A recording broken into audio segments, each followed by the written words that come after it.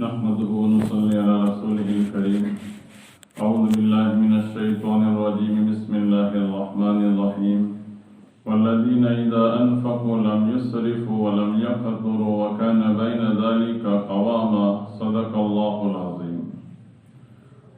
محترم بزرگوں، پچھلی مرتبہ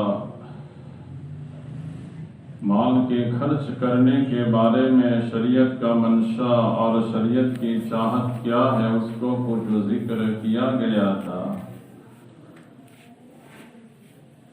کہ مال کے خرچ کرنے میں اللہ تعالیٰ ان بندوں کو پسند فرماتے ہیں، محبوب رکھتے ہیں جو نہ حد سے تجاوز کرتے ہیں نہ بخل کرتے ہیں، بلکہ ان کا خرچ کرنا، ان کا استعمال کرنا درمیان میں ہوتا ہے، اعتدال کے ساتھ ہوتا ہے۔ اور نبی کریم صلی اللہ علیہ وسلم نے ہماری 1400 سال پہلے سے رہبری کی۔ آپ نے فرمایا کہ جو آدمی میاناروی یعنی درمیانی راہ اختیار کرتا ہے خرچ کرنے میں، وہ کبھی محتاج نہیں ہو سکتا۔ اس کی زندگی کا نظام یہ ہو کہ میں نہ افراط سے کام لوں نہ تفریط سے، یعنی نہ اسراف کرو نہ بخل کرو، بلکہ درمیانی چال چل کر کے میں زندگی گزاروں۔ پیارے آقا اس کے بارے میں یہ فرماتے ہیں کہ وہ آدمی کبھی بھی محتاج نہیں ہوگا۔ اور آپ نے اپنی زندگی میں کئی واقعات کی روشنی میں اس کو سمجھایا۔ ایک صحابی رضی اللہ تعالیٰ عنہ آپ کی خدمت میں حاضر ہوئے ایک انڈے کی بقدر سونا لے کر کے، جو ان کو کسی غزوے میں مال غنیمت کے طور پر حصے میں آیا تھا۔ آپ نے ان کی طرف سے اعراض کر لیا، منہ پھیر لیا اور اس سونے کے ڈلے کو، ٹکڑے کو، جو انڈے کی مقدار تھا، اس کو قبول نہیں کیا۔ تھوڑی دیر کے بعد وہ دوسری جانب آئے، آپ نے ان کی طرف توجہ نہیں کی۔ کچھ وقت گزرا، پھر انہوں نے پیش کرنا چاہا، آپ نے اس کو لے کر کے اس کو پھینک دیا، اپنی ناراضگی کو ظاہر کیا۔ پھر آپ نے یہ فرمایا کہ بہت سے لوگ ایسے ہوتے ہیں جو اپنا کل مال لے کر کے، کل سرمایہ لے کر کے آتے ہیں، خرچ کرنا چاہتے ہیں، پھر وہ محتاج ہو جاتے ہیں اور لوگوں کے سامنے دستے سوال فرماتے ہیں۔ اس میں آپ نے یہ تعلیم دی کہ خرچ کرنے کی باری آوے، خرچ کرنے کا جذبہ ہو تو پورا مال خرچ کر دینا یہ شریعت چاہتی نہیں ہے۔ جیسے ان صحابی کے سونے کے ڈلے کو، ٹکڑے کو، جو انڈے کی مقدار تھا، آپ نے اس کو پھینک دیا۔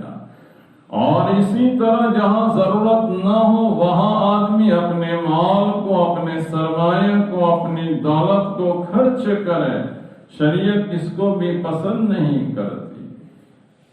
ایک حدیث پاک میں آپ نے فرمایا جس کا مفہوم یہ ہے کہ اللہ تعالیٰ کسی کو ضائع کرنا چاہتے ہیں، برباد کرنا چاہتے ہیں، تو اس کو لگا دیتے ہیں کہ اپنے مال کو مٹی اور گارے میں وہ خرچ کرتا رہے۔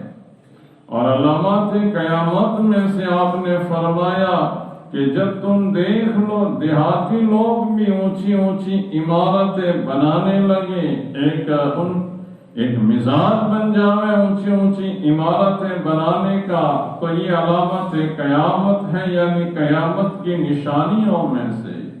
ایک مرتبہ نبی کریم صلی اللہ علیہ وسلم تشریف لے جا رہے تھے، آپ نے قبہ کو دیکھا، ایک جگہ بنی ہوئی آپ نے دیکھی، آپ نے صرف اتنا ہی پوچھا کہ یہ کس کا ہے؟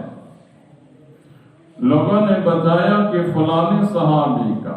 آپ نے کچھ ارشاد نہیں فرمایا۔ ان صحابی کو یہ معلوم ہوا کہ نبی کریم صلی اللہ علیہ وسلم یہاں سے گزرے تھے اور آپ نے یہ سوال کیا تھا ناراضگی کا اظہار کرتے ہوئے۔ تو ان صحابی کو جب علم ہوا، وہ ماننے کا جذبہ تھا، تو اس قبے کو انہوں نے گرا دیا۔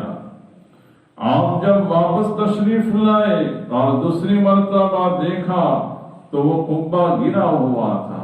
یعنی صحابہ کرام رضی اللہ عنہم اجمعین کا مزاج ایسا تھا کہ وہ ناگواری کو بھی اپنی زندگی میں برداشت کرنا نہیں چاہتے تھے۔ تو شریعت یہ چاہتی ہے کہ زندگی میں اعتدال ہو، زندگی میں میانہ روی ہو۔ اسی کو قرآن نے ذکر کیا جو آیت کریمہ تلاوت کی کہ رحمان کے بندے وہ ہیں جب وہ خرچ کرتے ہیں تو نہ اسراف کرتے ہیں اور نہ بخل سے اور کنجوسی سے کام لیتے ہیں۔ وَكَانَ بَيْنَ ذَلِكَ قَوَامًا، ان کا خرچ کرنا اس کے درمیان میں ہوتا ہے۔ مال اللہ تعالیٰ کی جانب سے ایک بہت بڑی نعمت ہے، اور نعمت اس وقت باقی رہتی ہے جبکہ اس نعمت کی وہ شکر گزاری کرے، اس نعمت کی قدردانی کرے۔ اور نعمت کی قدردانی یہ ہے کہ جو شریعت کا منشا ہے، جو اس کا تقاضا ہے، اس کے مطابق اس کو استعمال کرے۔ ورنہ مال انسان جب برباد کرتا ہے تو وہ کچھ مدت کے بعد ممکن ہے فقیر اور محتاج بن سکتا ہے۔ بنگلہ دیش میں ایک آدمی جو روڈ کے اوپر گزر کر کے حکیم محمد تھانوی رحمۃ اللہ علیہ نے واقعہ لکھا ہے کہ وہ دستے سوال پھیلا کر کے بھیک مانگتے تھے، سوال کیا کرتا تھا۔ حضرت تھانوی رحمۃ اللہ علیہ سے بتایا گیا کہ یہ وہ آدمی ہے جو ڈھاکہ کا نواب تھا۔ اس کے باپ نے بڑی بڑی کوٹھیاں چھوڑی تھی اور بہت مال و دولت چھوڑی تھی، لیکن اس نواب کے لڑکے کا مزاج یہ تھا کہ وہ دیا سلائی کو جلاتا، بس صبح سے شام تک یہی مزاج بنا ہوا تھا کہ دیا سلائی لائی اور اس کو جلائے۔ اور اس کی بیگم کا مزاج ایسا تھا کہ کپڑے خریدتے اور قینچی سے کاٹتی اور یہ کہتی کہ اس کی آواز مجھے بہت پسند آتی ہے جو میں کاٹتی ہوں۔ صبح سے شام تک اس نے دیا سلائی سے جلانے کا کام لیا اور اس نے قینچی سے کپڑے کو کاٹنے کا، تو بیگم اور نواب دونوں فقیر اور محتاج ہو گئے۔ اس نے آج حالات ایسے ہیں کہ اللہ تعالیٰ نے جن کو دولت عطا فرمائی ہے، ان دولت کو ہم اچھی جگہ استعمال کریں، ان دولت کو ہم اڑاوے نہیں۔ آج ہم ہمارے مال کا فضول خرچہ جو ہوتا ہے اس کو ہم غور و فکر کریں، میرے بزرگوں اسی پر ہم کنٹرول کریں، قابو کریں، تو کتنے دینی نظام کے اندر وہ خرچ ہو سکتے ہیں، یتیموں کے بیواؤں کے کام نکل سکتے ہیں۔ تعلیم کے پیچھے اپنے پیسے اگر خرچ ہوں گے تو یہی تعلیم حاصل کر کے بچے آگے بڑھیں گے تو ہماری قوم کا اور ہمارے ملک کا مستقبل روشن ہو سکتا ہے۔ باقی کچھ باتیں انشاءاللہ آئندہ ذکر کی جائیں گی۔ اللہ تعالی ہمیں عمل کی توفیق عطا فرمائے اور احساس عطا فرمائے۔ وآخر دعوانا الحمدللہ۔